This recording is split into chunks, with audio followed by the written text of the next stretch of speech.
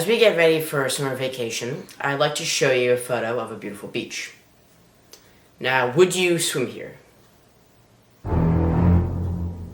Well, how about now?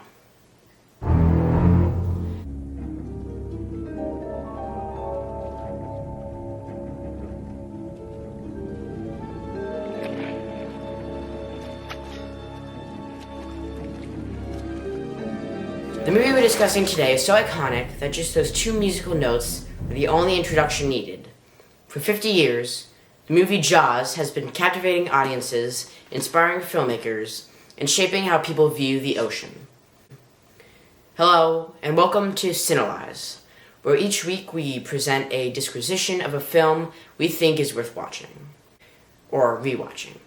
I'm your host, Colin Poppy, and today we're going to be doing a deep dive on one of the most influential films ever made, Jaws. Today, we'll dive beneath the surface to explore what made Jaws such a groundbreaking film, analyze the themes and techniques that made it such an effective thriller, and investigate how its cultural legacy continues to make waves 50 years later. Along the way, we'll look at the film's production history, examine its reception and impact on audiences and the film industry, consider different opinions on its legacy, and ultimately decide whether Jaws still deserves its reputation as one of the greatest films ever made. Now, before we dip our toes in the water, let's set the scene. Released in the summer of 1975, Jaws was directed by a 27-year-old Steven Spielberg. It was based on Peter Benchley's best-selling novel. The film tells the story of a great white shark that begins attacking swimmers in a quiet beach town. As the attacks continue and panic spreads throughout the community, Police Chief Martin Brody and marine biologist Matt Hooper and a grizzled shark hunter named Quint set out to stop the shark before it claims any more victims. Now, on the surface, the plot sounds relatively simple. 3 men hunt down a big shark. Yet beneath the surface, the film explores themes of fear and courage, leadership and pride, ignoring danger in favor of economic interests. Although Jaws is often remembered for its thrills and shark attacks, many critics argue that it's ultimately a story of how people respond when faced with an escalating threat. Perhaps most of all, Jaws is a lesson in storytelling and independent filmmaking. What could have been a generic monster movie became a landmark in cinematic history. To this day, over 50 years later, Jaws is still studied in film schools, referenced throughout popular culture, and remains one of the most celebrated movies in history. As an added bonus, the story behind the scenes is really just as fascinating as what is happening on the screen, and heavily shaped the film many of us have come to love. So, let's jump in and look more closely at how suspense, character development, and deeper themes make Jaws so compelling. One of the things that makes Jaws so effective was the masterful use of suspense. Ironically, this strength emerged from one of the production's biggest problems. Spielberg made the unusual decision to film much of the movie on the open ocean near Martha's Vineyard, rather than a controlled studio tank. While this choice added realism, it also created enormous challenges. Boats drifted off course, weather conditions changed constantly, and the production schedule quickly fell further and further behind. But the biggest problem was the shark itself. The film used several large mechanical sharks that Spielberg named Bruce, after his lawyer. The sharks frequently malfunctioned in the saltwater, often sinking, refusing to move correctly, or not even moving at all. A broken key special effect might have normally been expected to ruin a movie production, but in Jaws, it may have actually saved it. Because the shark really worked, Spielberg was forced to show much less of it and work around it through music, camera angles, POV shots, editing, and relying on the audience's imagination. For example, viewers often see the water from the shark's perspective rather than seeing the shark itself. The camera presents the viewpoint of the shark gliding silently underneath unsuspecting swimmers. Let's take a look. Other times, Spielberg uses the movement of objects, such as floating barrels or splashing water, to suggest the shark's presence without fully revealing it. This result is that The result is that the audience imagines what might be lurking under the surface. As writer Sharon Berry observed, it's the anticipation of the timing and not the thing itself that ends up being the making of the film. This idea helps explain why Jaws remains frightening decades later. Modern movies have far more realistic effects, yet the suspense in Jaws works because Spielberg understood, or discovered by accident, that what we imagine is often far scarier than what we see. In addition to these visuals, sound contributes equally to the suspense of the film. Can you imagine Jaws without its music? The iconic score written by composer John Williams is a crucial part of the suspense. The famous repeating two-note motif is one of the most recognizable pieces of music in history and won an Academy Award. It is likely the simplicity of it that makes it so effective. As the tempo increases, viewers instinctively fear the tension building and know something dangerous is approaching. Long before the shark even appears, the audience already senses its presence. The music acts almost like another character in the movie, or fills in like for the character of the shark that we don't see. Let's take a listen. However, beyond the suspense and soundtrack, possibly the greatest strength of Jaws are the characters, who each bring a different perspective to the story. Chief Brody, played by Roy Scheider, is a police chief who, unlike many action heroes, is afraid of the water, but wants to protect his community. Hooper, portrayed by Richard Dreyfuss, is a marine biologist who represents science and expertise. He relies on evidence to understand the threat. Quint, played brilliantly by Robert Shaw, is shaped by his traumatic memories of being on a ship that sank in shark-infested waters during World War II. He represents experience and obsession, and is motivated by revenge. Together, the three men give the film a range of depth and emotion. The second half of the film centers around the three trapped together on a boat, yet remains compelling. Their personalities clash, but they share a common goal. Their conversations, disagreements, and growing respect for each other make Jaws a compelling character drama, rather than a more traditional, two-dimensional monster or disaster movie. Perhaps the best example of this is Quint's famous Indianapolis speech, which is often identified by film critics as the emotional center of the film. The riveting speech transforms Quint from an unhinged shark hunter to a tragic and deeply human character. Let's take a look. The speech reveals that the shark is not simply a natural threat. It symbolizes fear, trauma, obsession, and revenge. Another theme swimming beneath the surface is that of leadership, responsibility, and the consequences of ignoring danger. After the first few attacks, Chief Brody wants to close the beaches. However, Mayor Vaughn, played iconically by Murray Hamilton, refuses because he is worried about the economic consequences for the town. The fictional town of Amity relies on summer tourism and fears that closing the beaches would devastate local businesses. His decision creates one of the film's central conflicts and illustrates these themes. Several critics have argued that the shark is not only the villain in Jaws. Human greed, political calculations, and the refusal to act on clear warnings all contribute to the growing tragedy. Viewed this way, the theme of how communities and politicians respond to crises and how society should balance public safety against economic concerns stands out. It becomes obvious why this movie still feels relevant today. Taken all together, it becomes clearer why Jaws continues to resonate with audiences around the world. Its masterful suspense keeps viewers on edge with an unforgettable score, creating a sense of dread and restrained sighting of the shark, allowing the viewer to imagine the threat. The characters have emotional depth and are portrayed by talented actors, and the film's themes transform the story into something more meaningful rather than a straightforward animal attack movie. Jaws also did more than succeed at the box office. It changed the film industry itself. Prior to Jaws, studios rarely treated summer as the most important season for major releases. Universal Pictures took a different approach, launching the film in hundreds of theaters and supporting it with unprecedented TV advertising campaigns.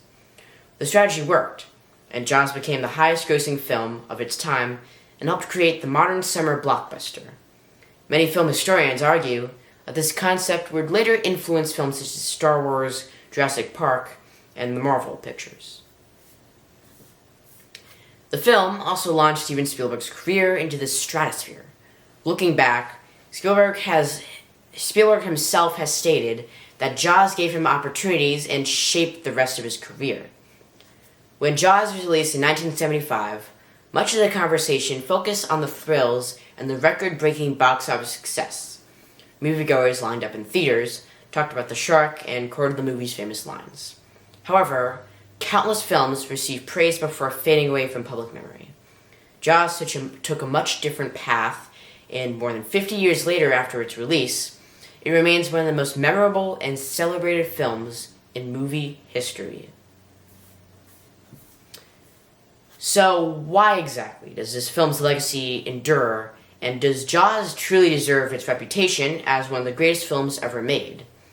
After researching Jaws even more, reading critical reviews and analyses, and reviewing the film multiple times for myself, I believe the answer is yes.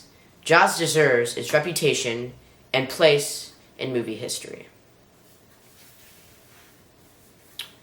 One thing that makes the film so remarkable is that it achieved both popular and critical acclaim. Many films are commercially successful, but receive very little critical success. Others are critically acclaimed, but fail to connect with mainstream audiences. Jaws somehow managed to do both.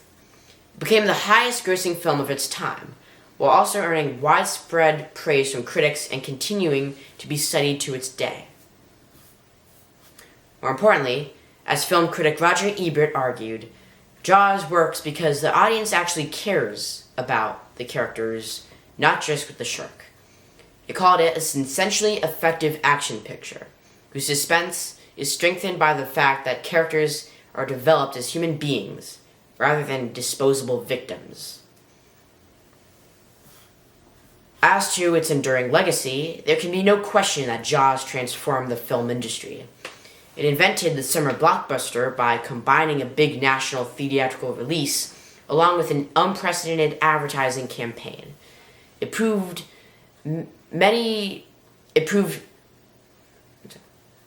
enormous profits could be generated by turning a movie into a cultural event. Many modern blockbusters owe something to Jaws.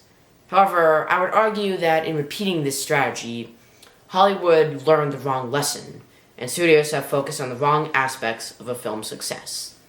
As the Toronto Star noted, Hollywood eagerly embraced the film's large marketing budgets, wide releases, and franchise potential that followed Jaws, but often failed to replicate the story and the character quality that made the film so special. Over the years, studios have learned how to sell blockbusters, but have been less successful in recreating what made audiences care about the film in the first place. To me, that's what makes Jaws an incredible film. Not just the big spectacle, but the quieter, more subtle moments. It's the shark that you sense, but don't see. It's the conversations between the characters inside that tiny little boat. For several minutes, the action stops completely while Quint recounts his traumatic experience on the Indianapolis, rather than overwhelming the audience with constant, non-stop action. Jaws builds tension and develops characters. Many modern blockbusters spend hundreds of millions of dollars generating larger explosions and more elaborate special effects, yet very few create the same tension, characters, and quality of storytelling. Another reason why Jaws deserves its impressive legacy is the extraordinary impact it has on popular culture. Most movies, even successful ones, quickly fade from the public's attention and memory. They may earn impressive initial box office numbers, win awards, and enjoy a brief period of popularity before being replaced by the next generation of films. Jaws, on the other hand, truly entered and stayed in the public consciousness. Even 50 years after its release, references to Jaws are instantly recognizable, even to many people who have never seen the movie. The two-note theme composed by John Williams is one of the most well-known pieces of music ever written. Quotes such as, "You're going to need a bigger boat," are routinely used in everyday conversations. The film has been referenced and parodied in a variety of TV shows, movies, cartoons, advertisements, and comedy sketches. References to Jaws have appeared everywhere from The Simpsons to Saturday Night Live to Finding Nemo. Few films are so deeply embedded into popular culture that they are immediately recognizable from one of the few notes of music or a single line of dialogue. The cultural reaction to Jaws was significant, even at the time of its release. The film became a worldwide phenomenon that extended far beyond movie theaters. News programs discussed shark attacks, political cartoonists referenced the film, and even Fidel Castro publicly offered his interpretation of the film's themes. The movie was more than just simple entertainment.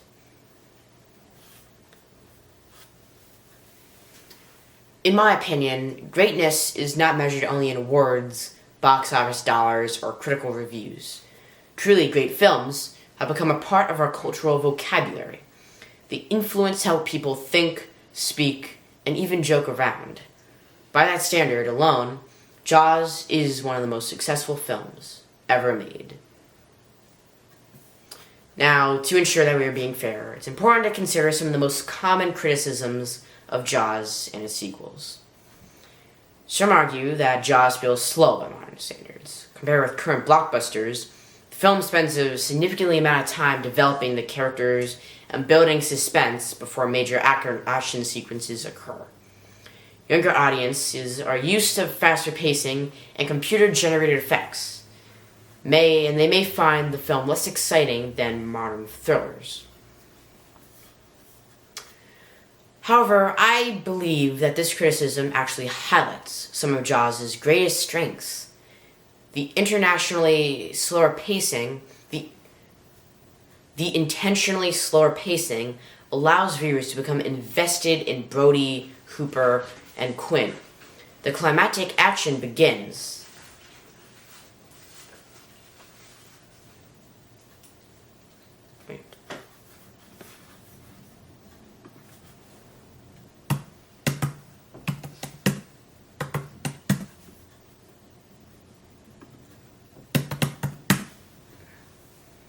The intentionally slower pacing allows viewers to become invested in Brody, Hooper, and Quint before the climactic action sequences even begin. Film critic Roger Ebert has said in that way, the audience has come to genuinely care about the characters, rather than just merely fearing the shark. Additionally, some critics, marine biologists, and conservationists argue that the film contributed to the widespread fear and misunderstanding of sharks. Following the film's release, many people begin viewing sharks primarily as bloodthirsty killers rather than important and complex components of ocean ecosystems. This phenomenon is so widespread that it has come to be known as the Jaws effect. Some researchers believe that this fear contributed to negative public attitudes toward sharks and may have indirectly sabotaged efforts to protect the sharks. This criticism does deserve serious attention. The film's influence and reach was enormous. As discussed earlier, Jaws not only entertained audiences, but it shaped popular culture. When a film releases this level of prominence, it is reasonable to ask whether it is responsible for unintended consequences. While unfortunate, I do not believe that this effect diminishes the film itself. First, there is no evidence that Peter Benchley, Steven Spielberg, or anyone else involved with the production intended to harm shark conservation efforts. The filmmaker's goal was to tell a suspenseful story, not to make a scientific documentary about shark behavior. Secondly, many of the people associated with Jaws, such as Peter Benchley, became advocates for shark conservation themselves. Peter Benchley, whose novel inspired the film, spent much of the later part of his life promoting shark conservation and educating the public about the importance of sharks in marine ecosystems. Wendy Benchley also became prominent ocean conservationist. Even Steven Spielberg has acknowledged the conservation debates surrounding the film and has expressed concern about declining shark populations. Moreover, the public's understanding of sharks has evolved dramatically since 1975. Scientists know far more today about the shark behavior, migration patterns, and ecological importance than they did when Jaws was released. Modern audiences have access to decades of research, documentaries, and educational programs that represent a more accurate picture of these majestic creatures. Rather than ignoring the film's impact, many conservationists have used it as an opportunity to capture the public's interest and educate them with a goal towards a greater appreciation and understanding of sharks.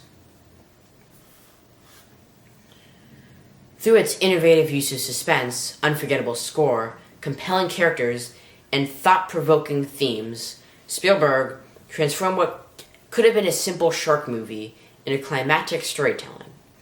It not only captivated audiences in 1975, but also reshaped Hollywood, inspired generations of filmmakers, and became a lasting part of popular culture. As we conclude our deep dive into Jaws, it's clear that the film's legacy extends far beyond a shark looking beneath the waves. We've explored how Steven Spielberg transformed a troubled production into a masterful suspense story, and how the film reshaped Hollywood and helped create the modern summer blockbuster, and how it became a cultural phenomenon that continues to resonate with audiences decades later. We've also seen that Jaws leaves behind a more complicated legacy. While it thrilled audiences and earned its place in film history, it also sparked conversations about fear, conservation, and the power that movies have to shape public perceptions. The fact that people are still debating these issues half a century later speaks to the film's lasting significance. So what exactly can we take away from all of this? In addition to giving Jaws a rewatch, the next time you watch any movie, don't just ask whether it was entertaining. Pay closer attention to the storytelling, character development, and building of suspense. Look at the musical and visual choices, the themes beneath the surface, and the impact the story has on the audiences and society as a whole. Keep an eye out for Jaws' influences in these aspects.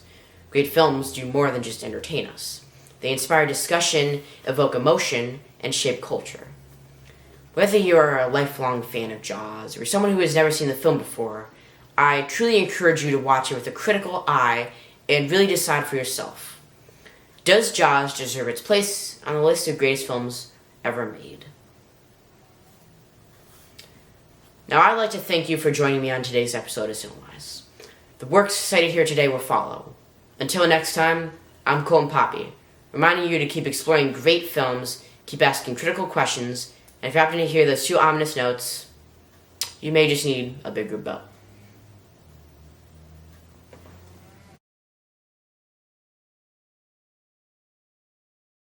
Well, and do you fair Spanish lady? Hello, and do you ladies of Spain? Show me the way to go home. I'm tired and I wanna go to bed. I had a little drink about an hour ago, and it's got right to my head. Wherever I may roam, by land or sea or foam, you will always hear me sing this song. Show me the way to go home. Show me the way to go home. I'm tired and I wanna go to bed. I had a little drink about an hour ago and I got right to my head. Wherever I may roam, on land or sea or foam, you can always hear